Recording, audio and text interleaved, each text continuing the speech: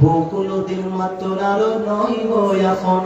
ওরা বলো শোন, বউ কোনদিন মাত্র আরো নইব এখন।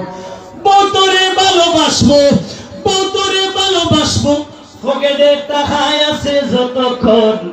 আরে বউ কোনদিন মাত্র আরো নইব এখন।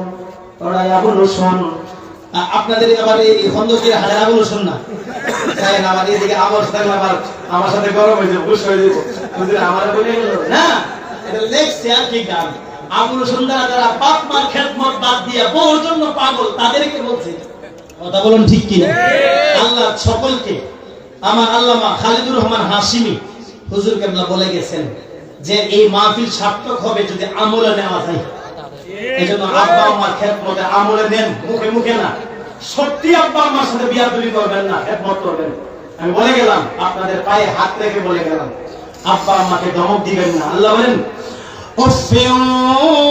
ওয়ালা তানহারহুমা ওয়া কুল লাহুমা কওলান কারীমা।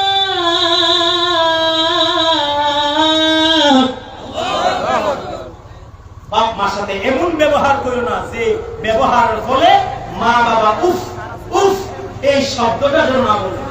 কথা বলুন ঠিক কি?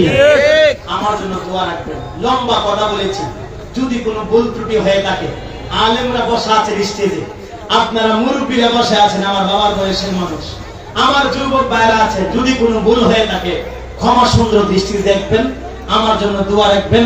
পীর সাহেব হুজুর কেবলা আল্লামা সাদিকুর রহমান হাশিমি পীর সাহেব কেবলা হুজুরের কদমে দুয়ার দরখাস্ত রেখে, আপনাদের কাছে দুয়ার দরখাস্ত রেখে আমার আলোচনা এখানে ইতি টানলাম। ওয়া মা আলাইনা ইল্লাল বালাগ। আসসালাম।